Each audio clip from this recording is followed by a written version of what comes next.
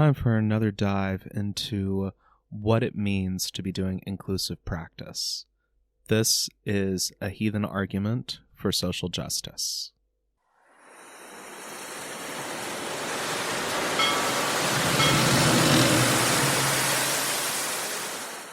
In many heathen spaces, inclusivity is defined very simply.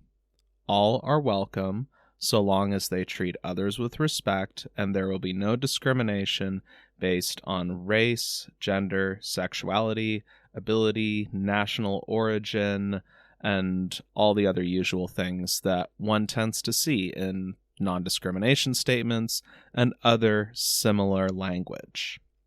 This is, of course, a great place to start when we're talking about defining and building inclusive community. But there's more that has to be considered and examined if you are really going to make those words more than just a boilerplate statement. This is because the reasons why we need to make these kind of statements and why inclusive groups need to put that front and center is because there are much greater forces in society with deep historical roots that encourage and support and reward discrimination based on those behaviors. There is also, of course, the long, messy history that modern heathenry has had with white nationalist and fascist sects who have used heathen spirituality to justify what is essentially a whites-only, straights-only, cis-only, and by the way, the women stay barefoot and pregnant in the kitchen approach to spirituality. These conditions are what makes it necessary for inclusive heathens to not just say and provide defenses for why we do inclusive practice, but to dig deeper. Making these promises of inclusivity real means we have to tackle the reasons why we have to declare ourselves inclusive in the first place. Tackle the manifestations of these biases, prejudices, and bigotries, and most importantly, make our spaces hospitable for people who are often discriminated against in broader society, particularly people of color, people who are differently abled or are neurodivergent, and for LGBT people. If all you do is say, all are welcome, but you don't, as the Havamal talks about at great length, make your space truly hospitable, then what is your inclusion accomplishing? This is why I think we have to have a specific conversation about the place of social justice ideas and arguments in heathenry, how we support them, and whether or not there is even basis for asserting this position. And it should go without saying that this episode, as well as this process, is going to get very political. So, all of that out of the way, what I'm going to do over the course of this episode is lay out what I think is the heathen case for why social justice concepts and ideas have a valid basis in heathen spirituality, that these are things that should be integrated consciously into our practice, and there's nothing really unheathen about tackling these kinds of questions and providing our own answers. The 5 main points I'm going to cover, and this certainly is something that is an ongoing and much bigger conversation, so this is more of a start than a finish, so to speak, are going to be first, the infamous demand to not get too political, and the problems with that, how weird and the concept of weird relates to concepts of social justice, the role of animism, particularly talking about the concept of right action, hospitality, And also, for something that folks might not consider, the place that heathens and pagans occupy in modern society, and what that suggests about our relationship with the social justice movement. So, without any further ado, we're going to get right into it. First with that famous demand, something that everyone has seen in every kind of online community, alternative space, many spiritual spaces, and, the Thanksgiving table of don't get political, or don't make this political, for the more polite and less aggressive version. Usually, the way that attitude is presented is as a request for civility, for things to quiet down a bit. It's sort of part of this bigger idea that you see in the United States, and also lots of other places too, of the two things one does not discuss in polite company are religion and politics, because both of these things are guaranteed to start arguments. And that's basically the underlying assumption there of let's leave that messy business somewhere else. Let's not bring that in. Let's keep things nice and pleasant and talking about stuff that makes us feel comfortable. And to be fair, there are some circumstances and some places where having that kind of relief is necessary, especially when we're living in a society where present-day social and political issues are getting increasingly apocalyptic. In and of themselves, having chill spaces and chill discussion spaces is not a bad thing.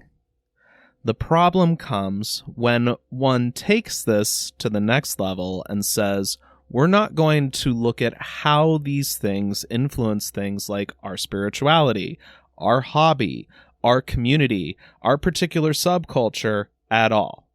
We're just going to leave it at the door and not bring it in any significant way.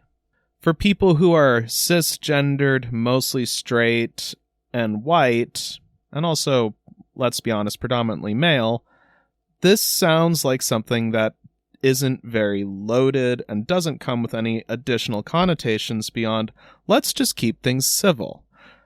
The problem is, most people outside of that little box that I just set up there have different aspects of their lives that are made political by virtue of that they exist. For one example, for most white Americans, the talk refers to the birds and the bees and sex and whatever other metaphor that mom and dad use so that they don't feel uncomfortable. In many Black American communities, that tends to more refer to what to do when you get stopped by the police.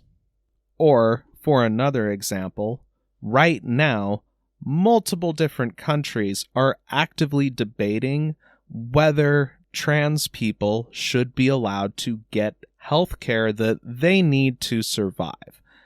And when I say they need to survive, what I mean is the American Psychiatric Association has released statements supporting the use of puberty blockers by trans teens because the numbers show that when you allow for that option, the suicide rate drops among trans teens by about 50, yes, half, compared to when you don't.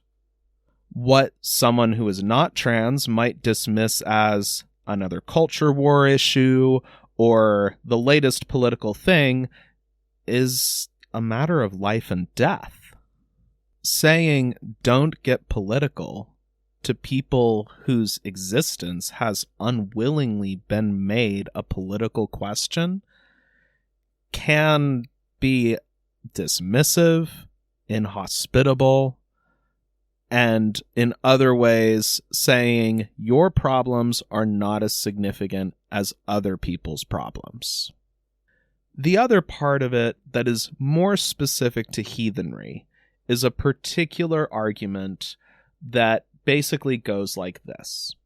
Modern political attitudes and ideas should not be incorporated into spirituality because those are attitudes and ideas that the ancients did not have. They did not live in the society that we do now, so their opinions about these things, if they had them, would be very different, and it's inappropriate for us because we base it off of 9th century Nordic people's spirituality to incorporate that into our practice. There's also some nods in the direction of things like the religious right in the United States as a way of saying, and that's why we shouldn't let things get political or let things go in that direction, because look at what it does. And particularly with Americans, you also get nods towards separation of church and state. I wouldn't be surprised if there's variations on this argument in countries that have formally state-backed churches, like, say, as is the case in the United Kingdom, Sweden, Norway, and Denmark, or in, say, Latin America, where the Catholic Church still has a massively influential role in society and whose status has long been a hot potato throughout the region. But that's basically the gist of it, with a certain subtext of we should not profane our spirituality with such worldly matters. Now, as you can imagine, there's quite a few problems with that, but I'm going to start with the historical problem, namely this idea that you can have a form of spirituality or religion that is apolitical, untarnished by worldly concerns, and just doing its let's talk to the gods and other assorted powers thing. That's never been true of any religion anywhere ever. Christianity, for example, was political from the word go. If we look at, say, what's right there in the New Testament, you have Jesus Christ running around agitating against the Roman Empire, against corrupt religious authorities, and lots of other institutions in society while saying, be nice to each other and give your money to the poor. Now, you could say, that's just Christianity, but when we move to look at historical polytheism in Nordic Scandinavia, we see some very similar, very political-looking clashes going on, starting with things like when King Harald Fairhair banned certain types of sorcery and suppressed the berserker cults, who, ironically, were critical to his rise to power. And while Harald was not a Christian king, and this must be emphasized, he still saw value and utility for his regime in suppressing these different religious expressions. Expressions that, based on what we know from other sources and limited archaeological evidence, were a rich part of the spirituality of the region. It must be said, Harald had also engaged in a lot of seizure and redistribution of land, so it's certainly possible that these groups he was suppressing were ones who, to some extent, were connected to the people that he had defeated on his way to becoming king of Norway. He's also not the only one. As we move forward with the process of Christianization, this question of religion became an intensely political one throughout the region and throughout the period. Iceland, for example, had to resolve the question of do we convert or do we keep the old religion by means of the Althing under threat of civil war and invasion by the more ambitious and powerful Scandinavian monarchs who were looking to expand their power. Similarly, King Hakon the Good had to continuously wrestle with the political and practical implications of conversion, with him nearly facing a revolt early in his reign over trying to end sacred feasts, which played a critical social and spiritual role in holding this society together. For another similar example, you have the Holy Roman Emperor Otto I, who fought a war with Denmark, invaded, and as part of the terms of the peace, forced the king and his supporters to be baptized as Christians, and to henceforth be good Christian monarchs. The practices, customs, and spirituality of these peoples wasn't just something that was an abstract thing. It was a matter of social and international conflict that was as often settled on the battlefield as it was on the debate floor. One does not get more political than issues that move people to fight, kill, and die. It's also not like people just left their religion out of the equation. We know that there's all kinds of evidence of different kinds of offerings that were given before things like journeys abroad, as part of feasts that inaugurated new kings, before battle, and all kinds of other stuff. Now, this is not to say that they clearly had ideas and beliefs that line up neatly with modern political ideas and beliefs, but to say that they weren't getting their religion and spirituality all up in the political business is an idea that just has zero basis in the historical record. It is also worth mentioning, and I've brought this up in other places before, one of the more consistent frames used by the folkish and folkish adjacent groups, basically the white nationalist elements of heathenry, for those who are less familiar with our terminology and such, frequently used "don't get political" as a way of shutting down questions about folkish spirituality, like, why does it sound like this validates and advocates for eternal race war? In short, it was a conversation killer that, particularly within this community, was mostly used in a way that protected outright Nazis from facing accountability or serious scrutiny, and also gave space for ideas that lead people down the fascist rabbit hole to run around unchallenged. That, by the way, is something that I think the don't get it political crowd tends to miss. The way that fascist groups bring people in is not all at once with some kind of, would you like to join our jackbooted racist dictatorship, but more things like, what do you think about a woman's place in the home? Or, what about this gender identity thing? Or even just throwing around really questionable language and having it stand.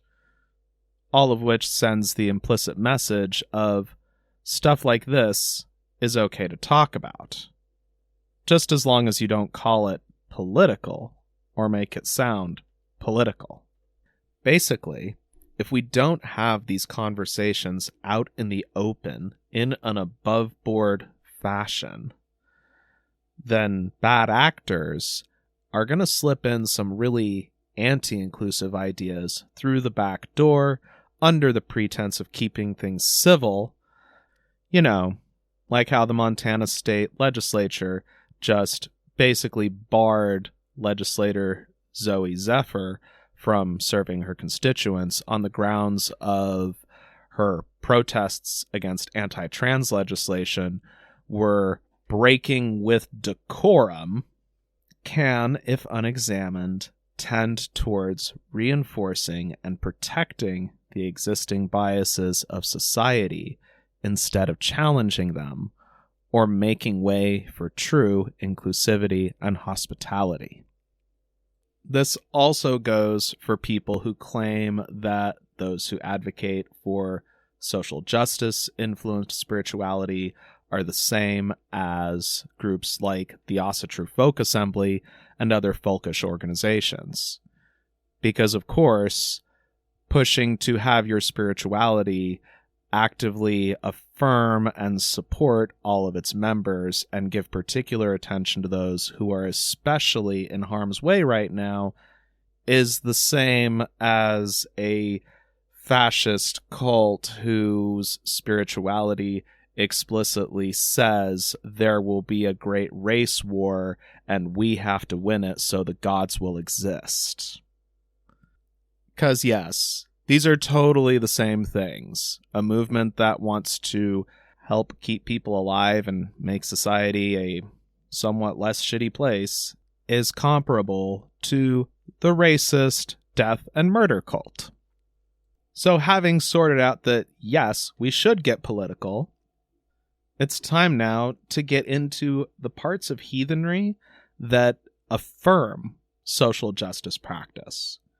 And I'm going to start with weird. Weird is, generally speaking, the heathen concept of fate and an explanation for how and why things happen the way they do. To give a very short version of how weird operates, and if you want more details, you can read my book, The Way of Fire and Ice. You could read my next upcoming book, Spinning Weird, or you could listen to the podcast episode that I've done on the subject. It can be summed up as having two component forces that make everything move. Those are orlog, which refers to the stuff that is, the things that are a part of reality as we know it, and Hemingya, which in this case is referring to each person's individual ability to cause change within the world.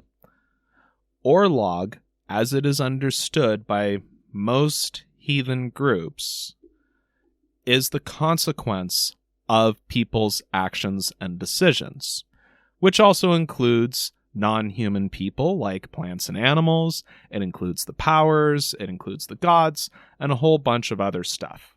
But the point is, heathen cosmology is built in part on the simple truth that everything is the consequence of something someone else did. In short, the past is not the past, because it is still with us in the form of the orlog it laid down. Hemingya specifically is also shaped by orlog. Your Hemingya in heathenry is not just a thing that you make with your actions and your good or bad fortune. It begins with what Hemingya is given to you by virtue of who your parents were, where and when you were born, and their own Hemingya, which again is the sum of one's abilities to cause change in the world. That includes things both metaphysical as well as very material, like your education, your job, where you live, your resources, how financially stable or unstable your situation is, the way that this is influenced by all those other things, or even things like, say, at this point, I'm sure there's at least a few listeners who are starting to say, that sounds a lot like privilege theory. And what's interesting is it kind of does when you think about it. At its core, the theory of privilege in social justice argues that certain groups and individuals within society enjoy greater access to resources, jobs, opportunities, and other similar benefits by virtue of the place they hold within society. Why that place holds particular importance or marginalization is, within privilege theory, a product of previous historical and social conditions which shape our present day. Now, I'm not saying this means the Vikings were quoting bell hooks or something like that. What I am saying, instead, is there's some core elements about how we understand cause and effect in heathenry that does map very neatly onto social theories that also explicitly center and recognize the importance of prior existing conditions and the things that caused those prior existing conditions.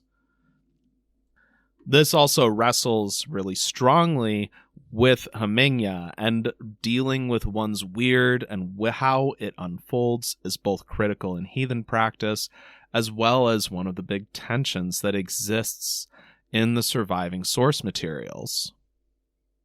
To trot out that one quote from Karl Marx that I've definitely used before, men make history as they like, but not as they choose.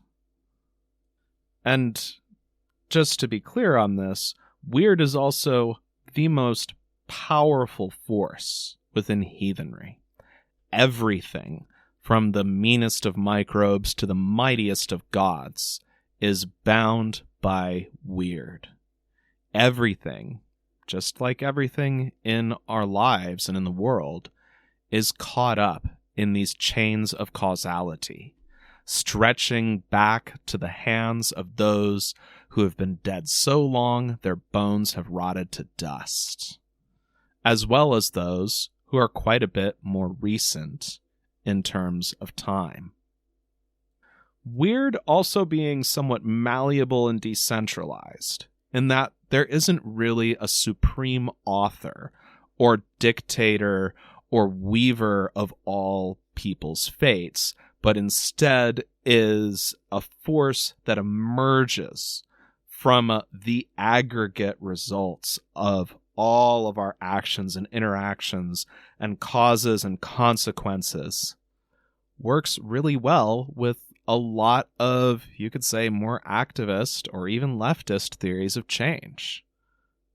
The things that move the world within weird are people's actions and how they change our social and material conditions, which is not a far cry from public advocacy, direct action, and all kinds of other things proposed as remedies for the problems of entrenched privilege and abuses of power.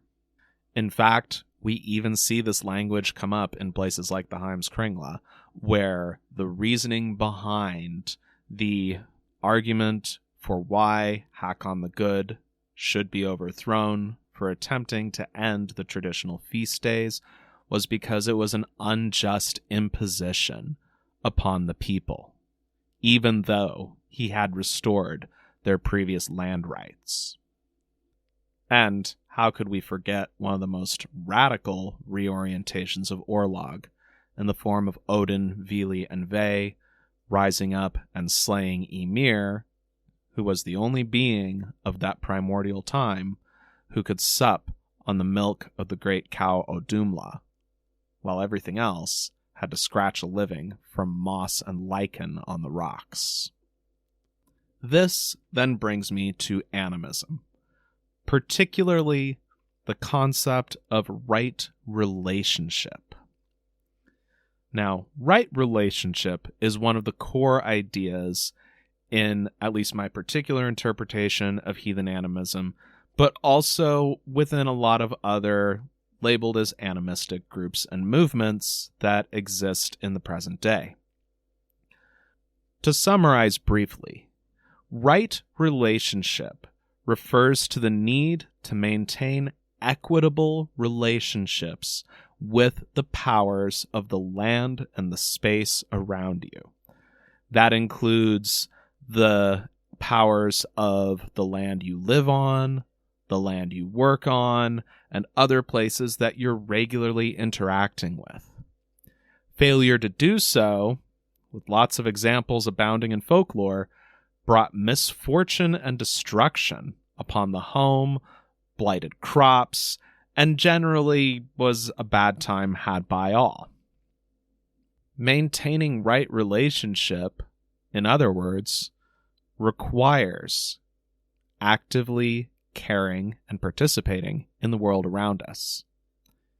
Places, objects, and other beings aren't things to be used. They are beings that must be respected. They have their own goals, they have their own place in the world, and their autonomy. Now, this doesn't always mean you have to just give them whatever they want. Of course, if, like, say, you're being eaten by a bear, you should try to escape and survive. Though one could argue that if you're keeping right relationship with, say, the grizzly bears that happen to live in your vicinity, then that includes respecting their space and not getting up in their business. If you take an animistic perspective, then you are not separate from the world around you. Just as Weird says, we are influenced by these great chains of cause and effect, sometimes stretching back eons. Animism says our relationships with the world around us, and particularly what's in our immediate surroundings, are essential. Now, for some, this might be interpreted as just giving out, like, say, traditional offerings of milk and honey to the housefighter. But I think it's more than just that. And in many cases, when you talk to different heathens around the world and ask them about animistic practice, it doesn't just start and stop with giving some offerings and calling it a day. There's heathens that talk about things like park and beach cleanups, about caring for space, about how they felt urged by the husvaitir or sometimes by Frigga to clean up their home and get it into good order as a way of honoring them and being in right relationship. Right relationship is also not a status that one attains. It's not like some little gold star that gets put on your weird forever and ever so that everything else can go, oh, that person is a good egg. It is a continuous process. In many surviving folkloric sources where an inhabitant of a particular farm, for example, stopped giving the proper offerings and the proper support, the relationship and the blessings they gave dry up. Right relationship isn't just a thing you do. It's a way that you live. Now, initially, I know I'm getting into some less controversial territory. If there are a handful of things that are consistently true in most heathen and pagan circles, some level of reverence and respect for the environment, as well as sympathy for environmental and ecological policies to some extent or another, are pretty common throughout heathen and pagan spaces. Even groups like the Odinic Rite, who was literally started by the British Nationalist Party, a rebrand of the original British Union of Fascists, at least gives some kind of lip service towards environmental ideals. Although theirs tends much more in a very being green is an excuse to close the borders kind of direction. Regardless, that these concepts not only really strongly lean in a direction towards some sense of environmental justice, but also are sort of accepted within most heathen spaces as well. Yes, if we honor the powers of the natural world, then that means we have to actually care about the environment. Already shows, there are some cracks in the whole let's not get political position. But it also shows that this conclusion and this argument is not one that is all that unusual and is really common. And by the way, this is something that is such a truism that it shows up in one of the few political profiles of U.S. pagans conducted by an academic researcher, which was then published with Cambridge University. I've got the link for this one in the show description, by the way, if you want to check it out. The part where this gets more capital P political, you could say, is when we start getting into, well, what are the causes of these things that do harm to the land, that throw us out of right relationship with the spaces around us, that arguably put society out of right relationship. Because let's be real, the reasons why environmental destruction, climate change, and all this other stuff is happening is known. It's really well documented. It's not some mystery. The people who are wrecking the planet have names and addresses. Some of them are in elected office even. And a lot of them are doing it right out in the open in public with the support of all kinds of social and political systems. The same is also true of social spaces, which is a topic that doesn't come up as much when we talk about animism.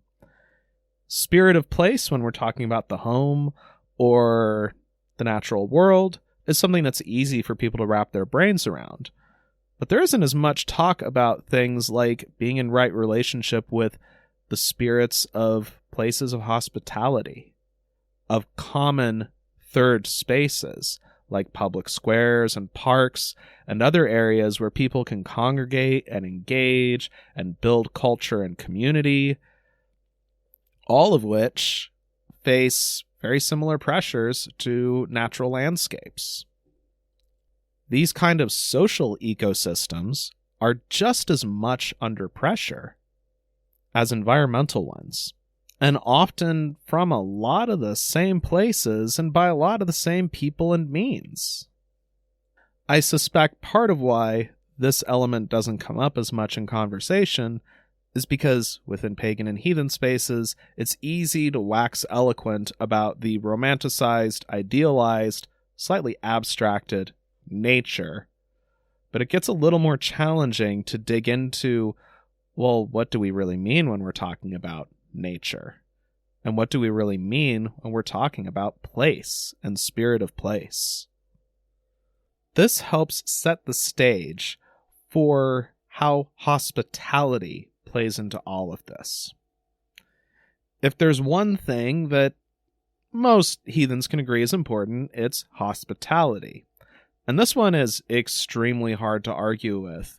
What with things like, the first quarter or so of the Havamal, one of the poems of the Poetic Edda that is often cited as a foundation for ethical philosophy in heathenry, being devoted not just to the importance of hospitality, but to specifics of hospitality, of things like what you should have out for guests so that they feel welcome and safe when they come in, and all kinds of other stuff. It also is something that shows up all over the place in the source material. Hospitality was a big deal. And when I say big deal, I mean it includes things like the Aesir and the Jotnar at times extending hospitality to one another depending on circumstances.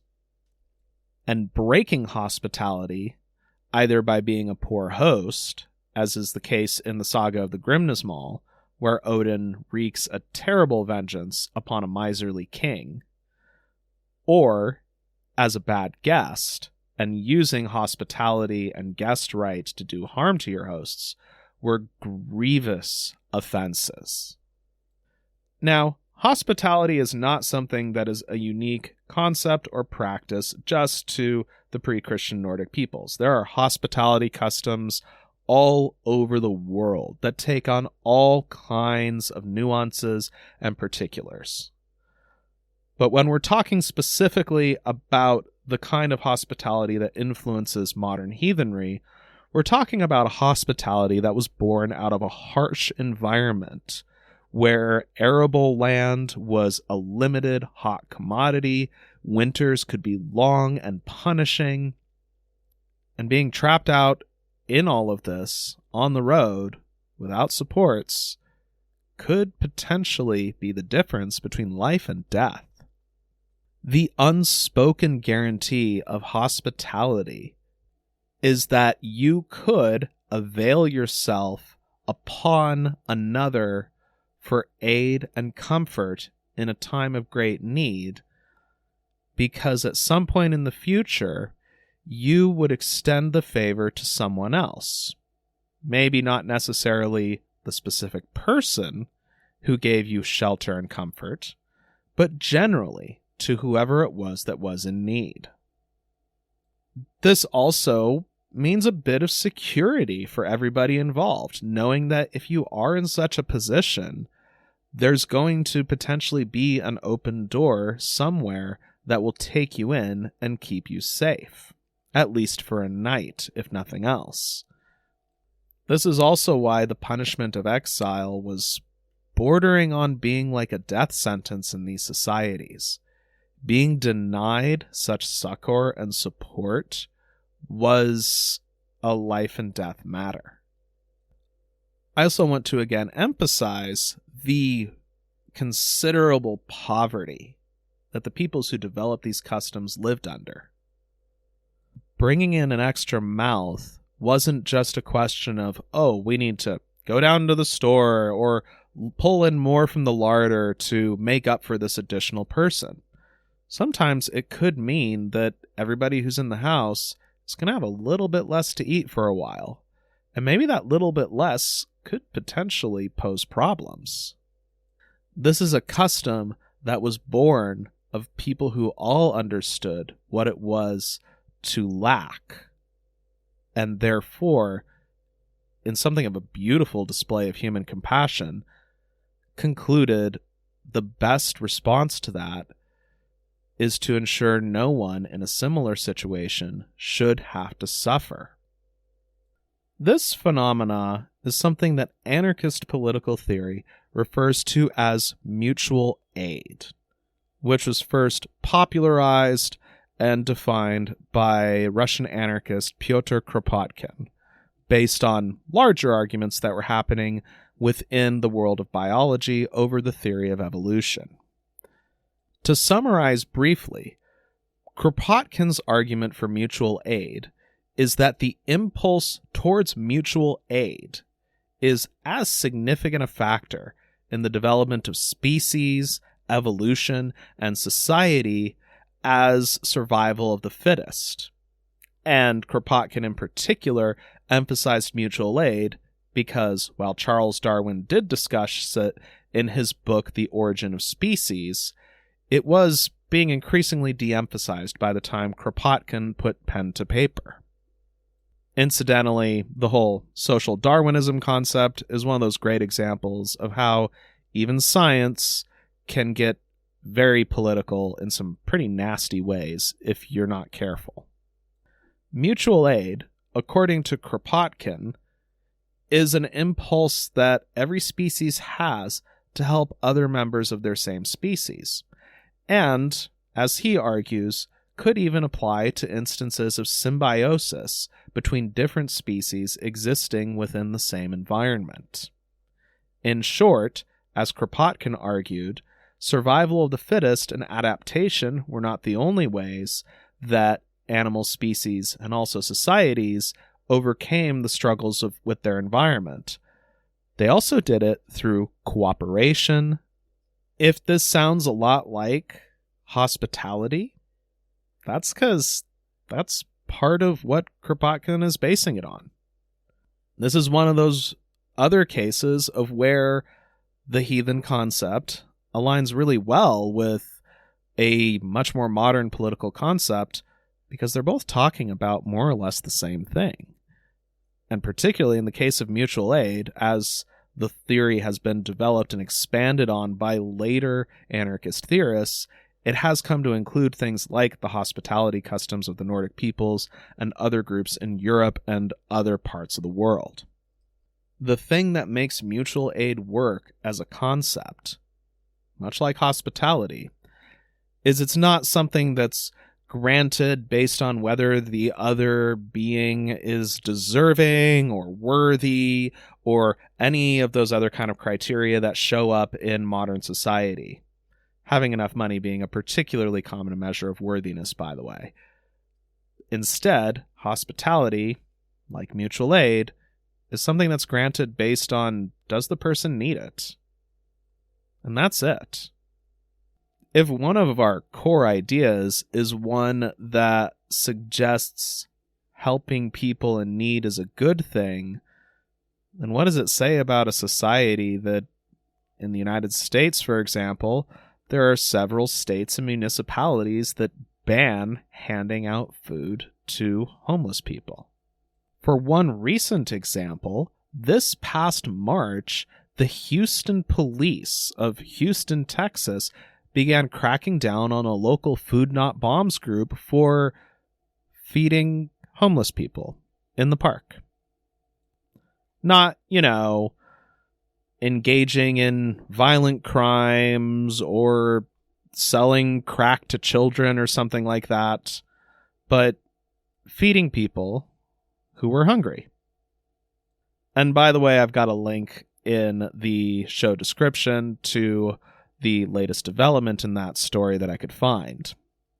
But the point is, if heathen ethics and spirituality argue we're supposed to be hospitable, we're supposed to be generous with our wealth and help those who are in need, then maybe we should have opinions about criminalizing handing out food in the park and why people criminalize handing out food in the park.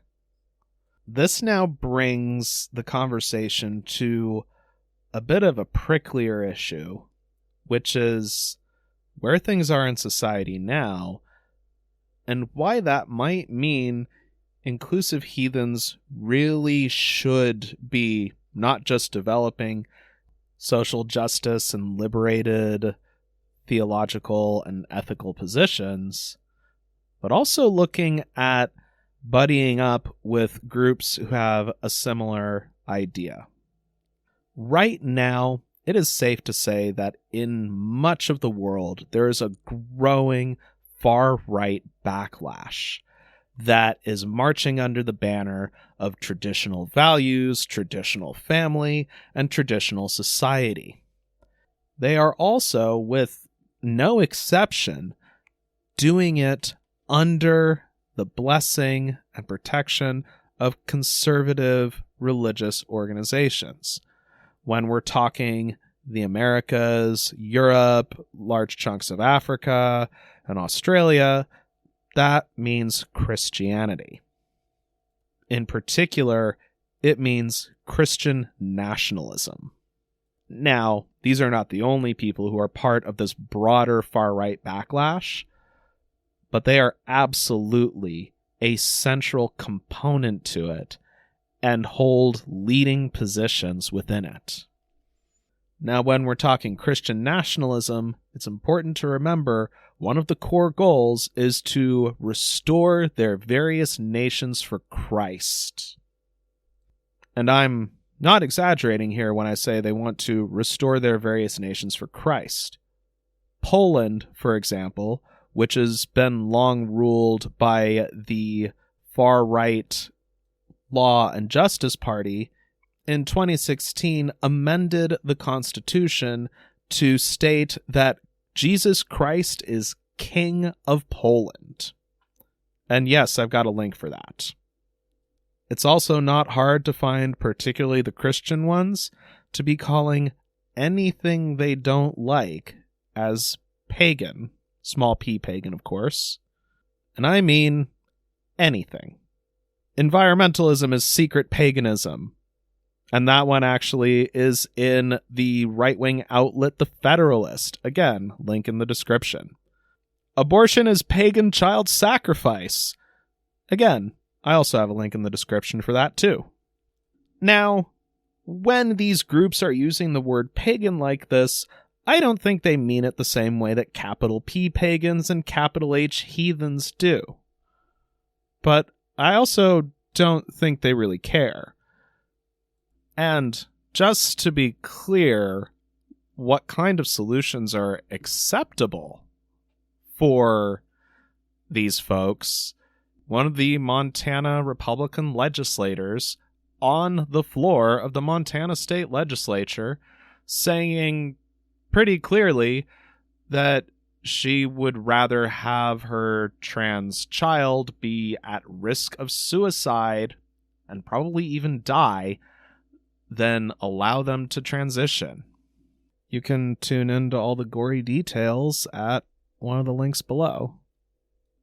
I cannot really say this any other way than when people in this movement would rather have their children die than be trans, what do you think they would be okay with doing to strangers who they see as godless demon worshippers, whose very existence impedes the return of Christ to his kingdom on earth?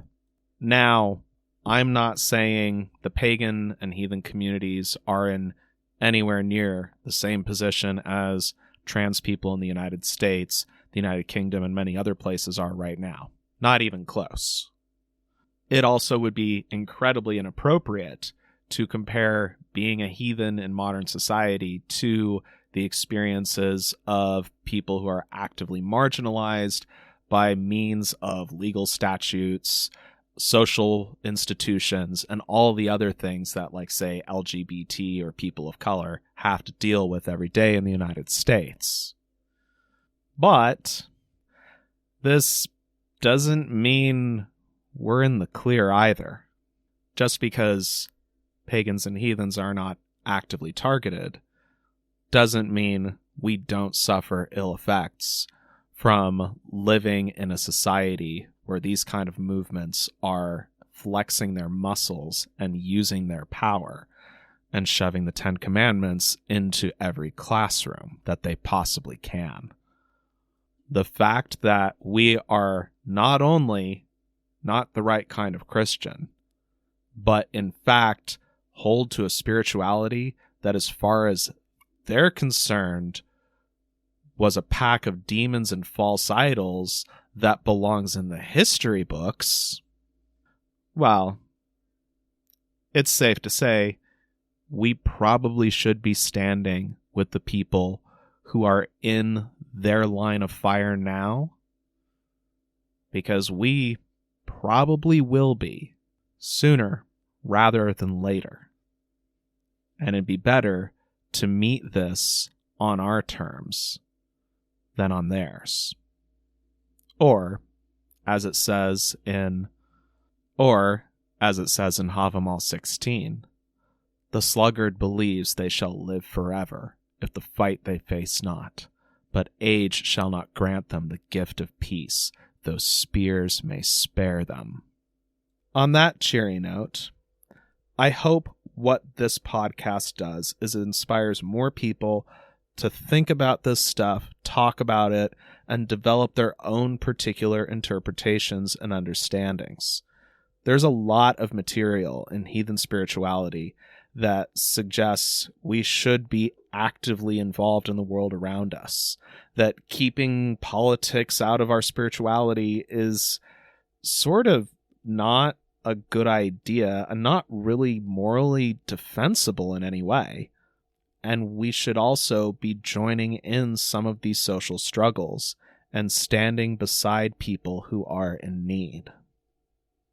We also, whether folks like it or not, are living in times where these questions are being forced, where we do not have the luxury to engage at our choosing.